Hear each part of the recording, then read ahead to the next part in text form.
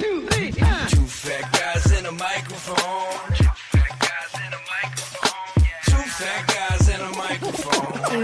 Big talk, no filter. All right, I'm Tim, Big Talk, Paulie, no filter. And we do know that, we really do know that. You're going to find out. Today we're doing something different. And I think we're going to do more of this. We're going to talk about NASCAR today. I call it left turn. You would. Yeah, I call it left turn. You would. Yeah. I mean, it's not a bad thing. I mean, they always turn to the left, so I call it left turn.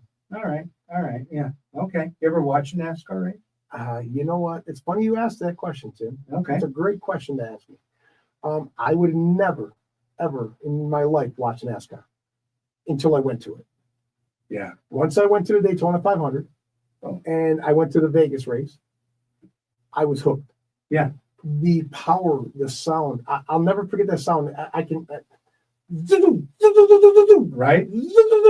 That's all you hear. And it's like, whoa. Yeah. Amazing. Yeah. Once I went to the Daytona 500, I started watching it on TV. And you know what I like best about it? Is you can bet matchups. Oh, yeah. I love that. Yeah. I don't want to bet the race because I don't know who's going to win the race. But as long as I got this driver crashes before this guy, right, I got this guy, I'm good. Yeah. I won a little parlay like that. I took 6 drivers, matched them up. They were matched up against each other, and did a little 3-teamer. Yeah, you just need them to not finish. And when they get knocked out, when they crash and they're out, that's easy. That's automatically you win. If you don't have the other guy. Right. So, I do. It's funny. I mean, I never would have before. I never watched NASCAR. It was boring to me. Yeah. Now I can sit and watch it. I have a lot more appreciation for the sport now that I went and seen it live. Right. Yeah. It's bad. And I'll tell you, if you say, I would never watch NASCAR, go see one live. It'll change your mind. It changed my mind. Well, yeah. It's like even when you go to a football game or golf. Golf's another one. Like you said, you've been up there at the celebrity golf tournament, Lake Tahoe. We were up there when Steph Curry hit that hole in one. Okay, yeah. So, but that's the same thing. You go to these, I've been to a few golf tournaments like that. You follow your player and whatnot. It's like hockey. Nobody likes watching hockey. Right. Until they go watch it live. Watch it live. Yeah. And the boards are crashing in front of you. And it's like, oh my God, they're fighting. Yeah. I saw, who was it? San Jose Sharks. That's the first hockey game I went to live, and I was hooked. I would love to go back. Well, see, growing up in Buffalo, I used to see the Buffalo Sabres all the time. So, right. But I did go see the Buffalo Sabres in San Jose. I don't know, probably about 15 years ago. Right. We went up there, and Ryan Miller shut them out 3-0. It was great. But you know what? The fans suck. They suck. Here's what they got. I had my big chicken wing hat on, being from Buffalo. It's the staple thing. So what I did is I'm sitting there. Now we're in the second row from the wall. There's the wall, a person, and then me. Okay. That's it. I got my chicken wing hat on, and they're bitching because they can't see the hat's in their way. So I was polite. I said, okay, I'll just put it on during like timeouts and stuff. Right. Oh no. They have a system there. They can text security. So they text security. Security come up, made me take the hat off, told me don't put it on again.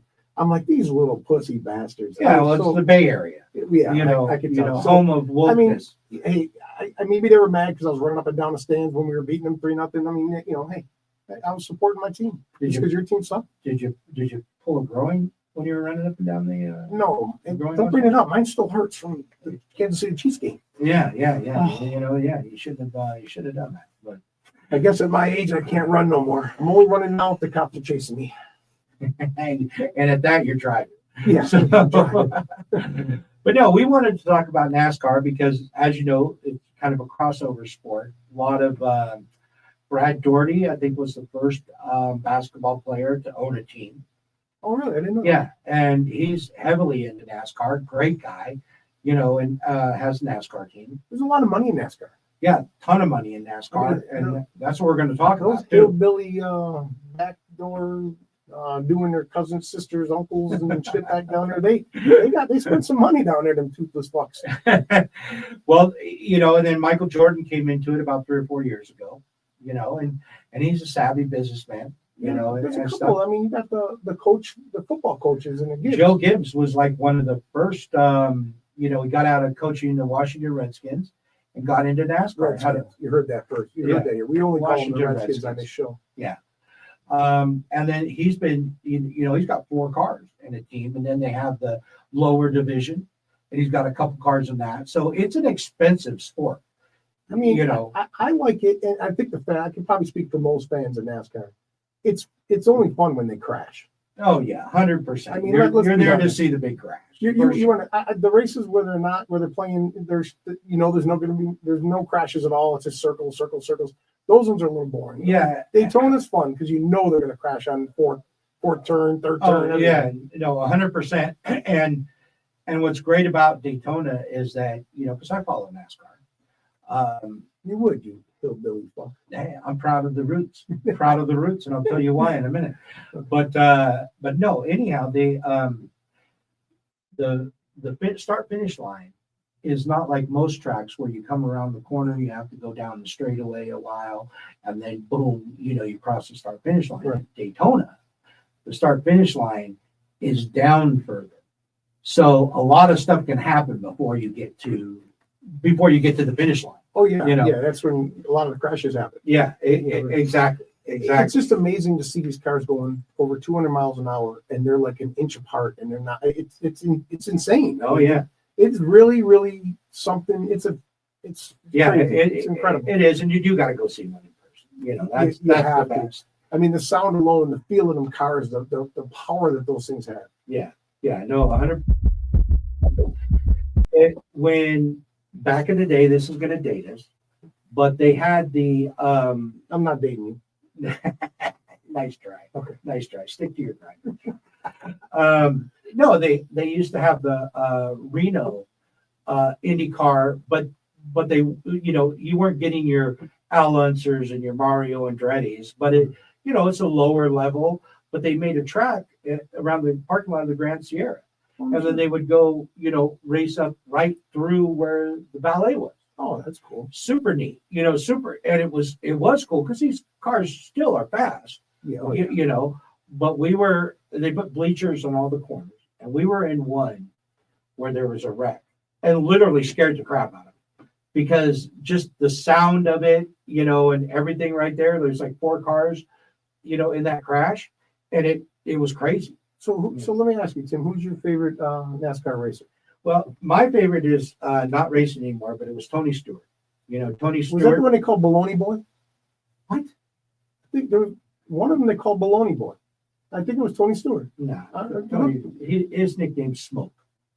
And Zach, look that up. See who they call Baloney Boy in NASCAR. Yeah, you go ahead and look that up. I thought it was Tony Stewart. Maybe I'm wrong. No, Tony Stewart raced. He actually started NASCAR with Joe Gibbs. Okay. Because Tony was racing sprint cars and some open wheel like Indy cars, but not at the Indy level. And he, then he became a team owner.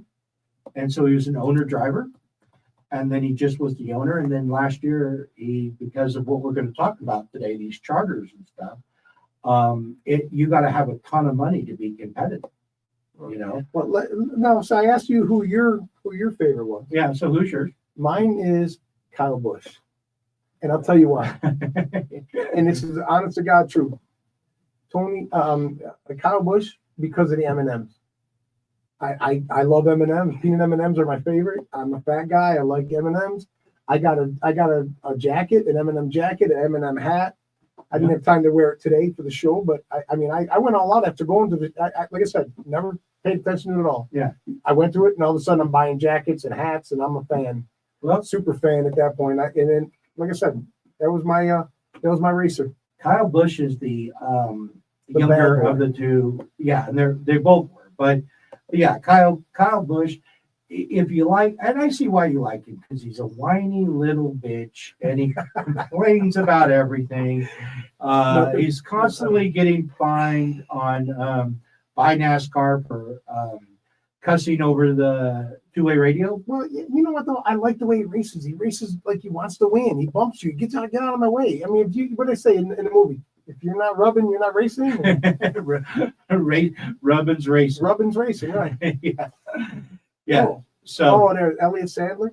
Elliott Sadler. Okay, I'll hit the wrong guy. All right. Yeah. Okay. I thought it was him. No, it wasn't Tony Stewart. I like Tony Stewart. You like Kyle Busch. But again, you get attached to these drivers. I really, after I started watching him race, I like the aggressiveness that I can see why the other racers don't like him, because he is aggressive and he does cause a lot of crashes. Right. I can see that. Yeah. But I like that style. That means he's trying hard to win, and I'm a competitive person. So I mean, if I'm gonna win, I'm gonna do everything I can. My motto, and I'll tell you, I think Zach will know this. I know my son knows it. My daughter knows it. Win if you can, lose if you must, but always cheat. That's my motto. I kind of like your motto. Hey, all right. But let's talk about Rocky Pendola. That's his thing. You used to hear that a lot. But. Yeah. Okay. But I'll ask you this. So if you want to be a title sponsor for a race, so like if we wanted to wrap the car in two fat guys in a microphone, that'd be cool. We're not going to fit in it, but that'd be cool. Yeah, we're not going to fit in, but it would be us being sponsored it. Guess how much one race to have it wrapped and sponsor that race is? Oh, I couldn't even imagine. $500,000. Wow. Yeah. So you have title sponsors like Shell, oil, big money. big money sponsors, but hey, if anybody out there wants to sponsor us to do a race car and you want to put up to 500,000, we will wrap a car in two fat guys thing, just so you know. And our logo, I see what you're not wearing today. Yeah. But we'll wrap it in our logo. That absolutely. You gotta, and I will even take a lower division, race, NASCAR race. All right. So I'm down for that too. Yeah, we'll wrap a car. I mean, if I can squeeze in it, I'll race it. I'd probably win because I drive Uber like I drive a race car. I drive it like I stole it. Okay. All right. So Denny Hamlin is part of this ownership with Michael Jordan. He's a driver racer. And so Denny Hamlin driver owner. Denny Hamlin drives for Joe Gibbs. We were talking about coach. Okay. But also has a race team with Michael Jordan. The GOAT. Yeah, 100%. And so, if you look at it, Denny Hamlin is sponsored by FedEx. Okay. Yeah. Okay. But throughout the year, because if you look at it, if it's 500,000 to wrap a car and sponsor it for each race, right? Okay, a lot of money. It's a ton of money, millions. And so every once in a while, respect those guys when they come to your door, drop off your package. Right. So, but no, the good thing about the interesting thing about it is there might be a Bristol race where Bristol is like a short track, right? So it may have a different sponsor, but there's still some FedEx stickers, right. On there. But then they pay the big money for that sponsorship. So the reason I'm talking about sponsorship and talking about the money you need to get, because in order to race, you got to get a sponsor. Right. And there's some single car teams out there. I remember when Kurt Busch, which is Kyle Busch's brother, was racing for a team, and it was a mattress company out of Colorado. Okay. They had one car, and that's not the guy that bets on the Super Bowl every year, right? No. You know what I'm talking about. The mattress guy puts millions of dollars on it. Okay. It could be. Could be him. With that kind of money, right. But yeah, so there's big money in it. So let's get to the part where, in the news, Michael Jordan. Wow. I don't know where Michael. I'm looking at this shirt going. Michael Jordan showed him. Even you saw the pictures of him marching a team of lawyers. He came up. The GOAT came up with about 15 lawyers walking up to the courthouse. And he was trying not to make eye contact. You could see he just didn't want to make eye contact with the cameras. Yeah. But he had a legal team that looked bigger than O.J. Simpson. And let me tell you, he was there for battle. And my first thought was, I took it wrong. I had to do some research after I talked to you about it, and we were going to do the show. Right. I thought Michael was going in there and causing trouble. I thought he's in it now. He got out of basketball, baseball, which shouldn't have been in baseball anyway. But he got into NASCAR, and now he's stirring up the pot a little bit. But come to find out, Michael Jordan was actually doing something good for all the owners, for all the racers, all the sponsors, and everything. Right. He's fighting for them to keep their title sponsor, I guess it is. Yeah, well, and charter. Keep the their charters. Like if you an NFL team, the Bills, Dolphins, they're in there, they're locked in for life. They're not going anywhere. Right. But I guess in NASCAR, they have to redo it every 5 years. Right. So they can charge them a lot more. Every 5 years, it can go up and up and up. Yeah. It's like inflation here. Right. I mean, so who's getting fat here? Just the owners? And Michael's an owner, so I'm sure Michael's fighting not to get in. He don't need the money. Well, Michael's got sneakers worth more than Will ever make in a lifetime. Right. But no, he's doing this for the little guy, because the big guys, like the Crafts, let's take it back to football, the Kraft family, the Ford family, the Firestone family, all those people that have football teams, and then now they're selling them to investment groups, because they're so expensive. Come to find out, Michael, he's trying to do the right thing, and with it, I'll tell you what, if I just seen that team coming in, I'd be scared. And I'm sure NASCAR's, they got lawyers. I'm sure they got a big team themselves. Oh, absolutely. Them oil companies and that, they got some money down there. But they're messing with the GOAT. Yeah, Be careful, you're messing with the GOAT, and he ain't going to do this and think he's going to lose. No, I don't think Michael's done anything in his life that he's ever lost at. Right. So no, I think. I mean, unless I played him one-on-one, he'd lose. Oh, of course. Yeah. Because you'd roll over him, you'd break an ankle, and and then he'd sue you for all $2. Hey, Mike, I'll tell you what, I'll play you in horse. How about that? But no, part of this, lawsuit is what it's saying is that there's not enough profit sharing in it. There's not enough because the driver's got to get paid. So, win a race like the Daytona, it could be $1.5 million that the driver gets, but the owner is going to get about $5 million. But NASCAR is making it's kind of like the college football kids, when they're making, money out, the school's making money off their likeness. Yes.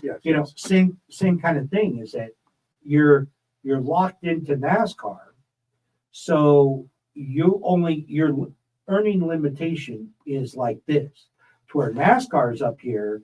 They're it's like anything else. American greed. Yeah. The rich are getting richer and the poor are getting poorer. Yeah. And they really are, in this. And so nobody's challenged NASCAR for 50 years, and so now it's time. The little guy, I mean, the only thing about us is we just keep getting fatter and fatter. They can't do nothing about that. No, they cannot. But we wanted to bring this up because if you're a NASCAR fan and you hadn't heard about this yet, like I said, I'm glad that we did some research on it, because I thought for sure that Michael was going to stir it up, and actually come to find out he's doing a good thing. So I'm good for you, Michael Jordan. Yeah, because he's an owner that's willing to take a risk. Yeah, everybody else is still kind of a good old boy. They're probably scared of the old big boss oil, money and all that. He ain't afraid of them. Right. He's got enough money. Yeah, and cigars and.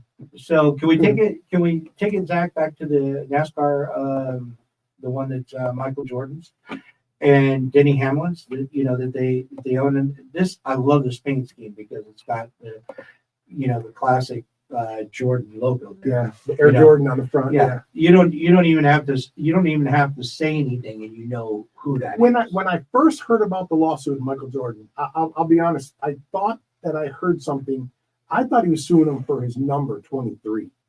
That's what for some reason, I had that in my head. I'm like, is he trying to tell this guy he can't use number 23 car or something like that? That's what I assumed. I was wrong. Obviously, you shouldn't assume. Yeah, but he has the 23. Right, but right. I thought that's what it was about. I thought it was a lawsuit about his number, Jordan, his reputation, his air legacy and all that. Right. But then, after, like I said, after doing some research and, we try to give you facts here. We don't try to bullshit you. Right. So absolutely. And we're going to do more shows about this now.